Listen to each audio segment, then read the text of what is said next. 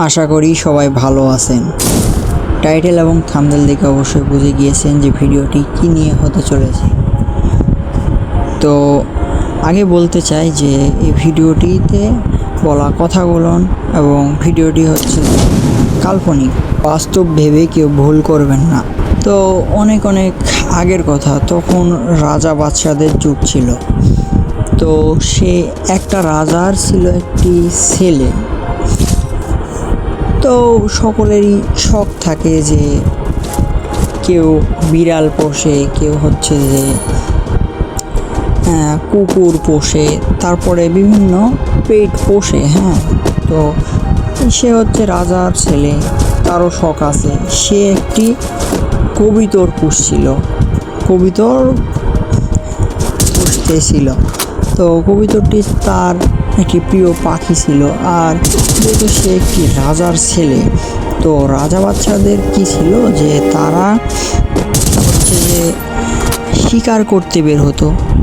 তো এরকম সে বাচ্চা অনেক দিন পার হয়ে যায়, সে বড় হয়, বুঝতে শিখে, যুদ্ধ করতে শিখে, শিকার করতে শিখে।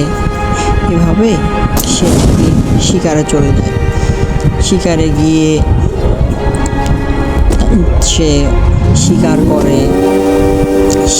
করে এবং শিকার করে সে বাসায় ফিরবে এমন অবস্থায় সে পথ ভুলে যায়।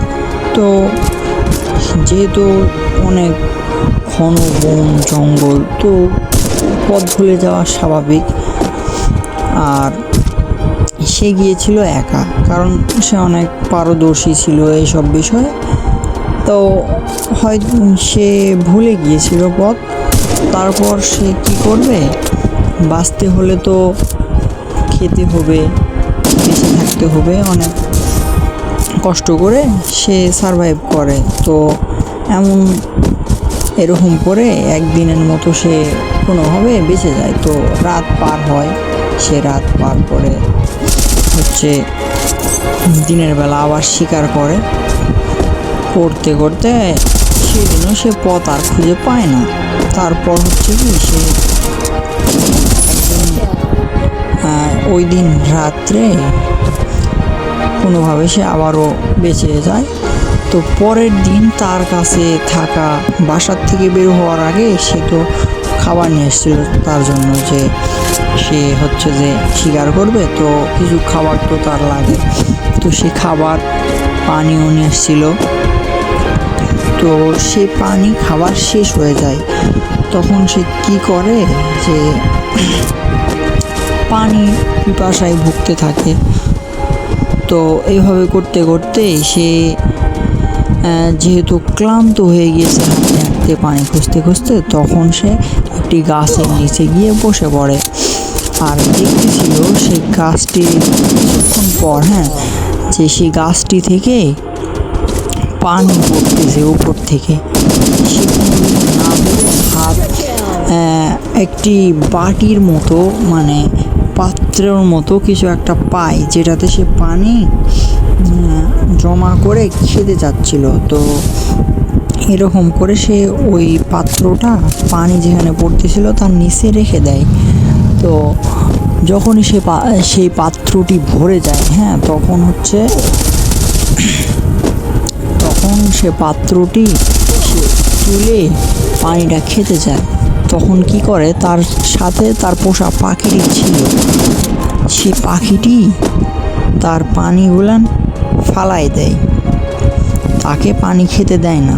তারপর সে আবার পানিটা জমা করার জন্য আবার যেখানে পানি পড়তেছিল সেখানে সে রেখে দেয়। আবার পাত্রটি ভরে, আবারও তার পাখি তাকে পানি খেতে দেয় না, পানিটা ফালাই দেয়। তো এইভাবে করতে এরকম 2-3 বার করছে। তো রাজকুমারের তো রাগ উড়ে গেছে ওই রাজার ছেলের। কি ব্যাপার, আমি পানি পাচ্ছি না, পিপাসত্ব, সে আমার পানি পানি দিচ্ছে আমার পোষা পাখি হয়ে। রাগ উড়ে যায়। এমন সময় কি করে, সে পাখিটিকে সে মেরে ফেলে। মেরে ফেলার পরে সে আবারও সে পাত্রটি ওই যে গাছের নিচে পানি পড়তেছিল যেই জায়গায়, ওখানে হচ্ছে যে সে আবার পাত্রটি রেখে দেয়। তো আবারও ওই পাত্রে পানি পড়ে এবং পাত্রটি ভরে যায়। তো সে সময় সে উপরে দেখতেছে, যে দেখলো পানিটা আসলে পড়তেছে কোথার থেকে। তখন সে দেখে উপরের গাছের উপর অনেক একটু উঁচুতেই হচ্ছে যে একটি বিশাল বড় সাপ ছিল। তো সেটা দেখে তো সে অবাক হয়ে যায়। আর সেগুলো এতক্ষণ যে সে পান করতে চাচ্ছিল, সেগুলো আসলে কোনো পানি ছিল না, সেগুলো ছিল সাপের বিষ, যেটা তার পোষা পাখিটি খেয়াল করেছিল এবং সেগুলো সে ফালাই দিচ্ছিল। আর আপনাদেরকে একটা কথা জানিয়ে রাখতে চাই যে বনে এমন কিছু সাপ পাওয়া যায় যারা হচ্ছে যে বিষ থ্রো করতে পারে, বিষ নিক্ষেপ করতে পারে তার হচ্ছে যে শত্রু দেখলে, বা সে যাকে তার মনে করেন যে তার ক্ষতি হবে এরকম কিছু সে বুঝতে পারলে সে হচ্ছে যে বিষগুলা থ্রো করে, নিক্ষেপ করে তার দিকে। এরকম করে সে ওই রাজার ছেলের দিকেও এরকম দিচ্ছিল। তো সে যখন দেখলো যে এরকম সাপের বিষ সে পান করতে যাচ্ছিল, কিন্তু তার পোষা পাখিটি সেটাকে বাধা দেয়, এটা যখন সে জানতে পারে, বুঝতে পারে, তখন সে অতি আফসোস করতে থাকে যে আমি কি করে ফেললাম, আমার পোষা পাখিটিকে আমি মেরে ফেললাম। তো এই গল্পটি থেকে আমরা একটা কথাই বুঝতে পারি যে আমাদের হুটহাট কোনো কিছু করা উচিত নয়।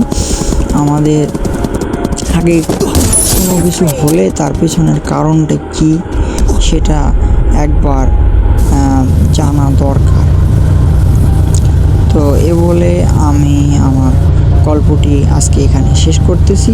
আপনাদের যদি এই গল্পটি ভালো লাগে আমার চ্যানেলটি সাবস্ক্রাইব করবেন, আর এরকম নতুন নতুন আরও গল্প পেতে, ভিডিও পেতে আমাকে সাবস্ক্রাইব করে পাশে থাকা বেল আইকনটি অন করে দিবেন, যেন আমার ভিডিও ছাড়ার সঙ্গে সঙ্গে আপনার কাছে নোটিফিকেশন চলে যায়।